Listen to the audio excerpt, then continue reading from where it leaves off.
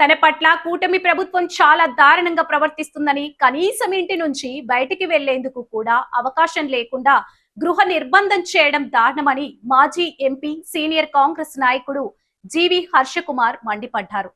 స్థానిక రాజీవ్ గాంధీ విద్యా సంస్థల కాన్ఫరెన్స్ హాల్లో శుక్రవారం జరిగిన మీడియా సమావేశంలో హర్షకుమార్ మాట్లాడుతూ, నేను భీమవరం ఆకివీడు వెళ్తే అక్కడ దళితులకు మనోధైర్యం వస్తుందని, వారికి అండ లభిస్తుందన్నారు. ఎక్కడ ఏం జరిగినా తన ఇంటి చుట్టూ పోలీసులను మోహరించి ఇబ్బందులు పెడుతున్నారని ఆగ్రహం వ్యక్తం చేశారు. దళితులకు మత స్వాతంత్రం లేదా అని, మతం మారితే కులం పోవడమేనా అని నిలదీశారు. 1960 ప్రెసిడెన్షియల్ ఆర్డర్ రద్దు చేయాలని, త్వరలోనే పెద్ద ఉద్యమం రావడం ఖాయమన్నారు. కూటమి పాలనలో యూనివర్సిటీలు అధ్వానంగా తయారయ్యాయని ఆరోపించారు. సమావేశంలో జీవి సుందర్ పాల్గొన్నారు. ఈ మందా కృష్ణ అన్న ఆయన, నేను పాలిటిక్స్లో ఉన్నాను, ఒక 40 సంవత్సరాల నుంచి పాలిటిక్స్లోనే ఉన్నాను. ఈ రోజు వరకు కూడా ఎప్పుడు కూడా క్రిస్టియన్స్ గురించి, క్రైస్తవుల గురించి, క్రైస్తవ సమాజం గురించి ఒక్కసారి కూడా ఆయన మాట్లాడడం అన్నది నేను వినలే. ఆయన ఎంతసేపు వర్గీకరణ వ్యతిరేకం మీదే మాట్లాడాడు తప్పితే ఎప్పుడూ కూడా పాస్టర్లు ఎదుర్కొంటున్న సమస్యలు కానీ, క్రిస్టియన్స్ మీద జరుగుతున్న దాడుల గురించి కానీ ఆయన ఎప్పుడూ మాట్లాడడం అన్నది నేను వినలేదు, చూడలేదు. మొన్న ప్రవీణ్ బగడాల చనిపోయి పెద్ద ఇష్యూ అయినప్పుడు కూడా ఆయన దాని వంక కూడా చూడలేదు. అటువంటిది సడన్గా ఈ ఉద్యమంలోకి వచ్చి వాళ్ళ వర్గంతో కొన్ని చోట్ల నా ఫోటో కూడా వేసుకుని ఊరేగింపులు అవి ప్లాన్ చేస్తూ ఉన్నారు. నేను చెప్తా ఉన్నాను,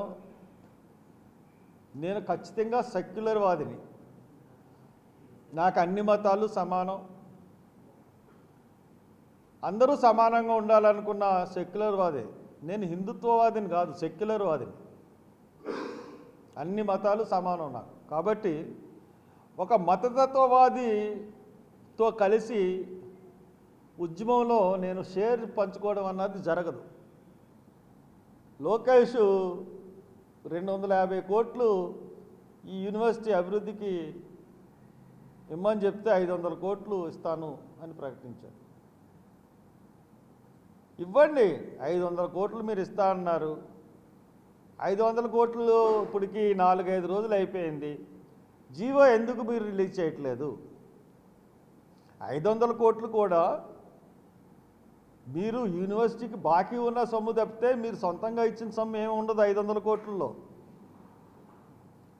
ఎందువల్లంటే రిజర్వ్ ఈ మధ్య యూనివర్సిటీ ఫండ్ నుంచి 150 కోట్లు ఒకసారి, 150 కోట్లు ఒకసారి యూనివర్సిటీ ఫండ్ నుంచి ప్రభుత్వం, స్టేట్ గవర్నమెంట్ డబ్బులు తీసుకుంది, అకౌంట్స్ ట్రాన్స్ఫర్ చేసింది. 150 కోట్లు ఒకసారి, 150 కోట్లు ఒకసారి, 300 కోట్లు.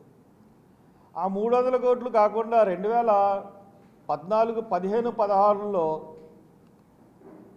ఈయన యూనివర్సిటీకి వచ్చి 200 కోట్లు ఇస్తానని చెప్పి ప్రామిస్ చేశాడు. ఆ డబ్బులు కూడా ఒక న్యాయ పైసా ఇవ్వలేదు. ఒక 13 కోట్లు కార్పస్ ఫండ్ కింద ఇస్తానన్నాడు, ఆ డబ్బులు కూడా ఇవ్వలేదు.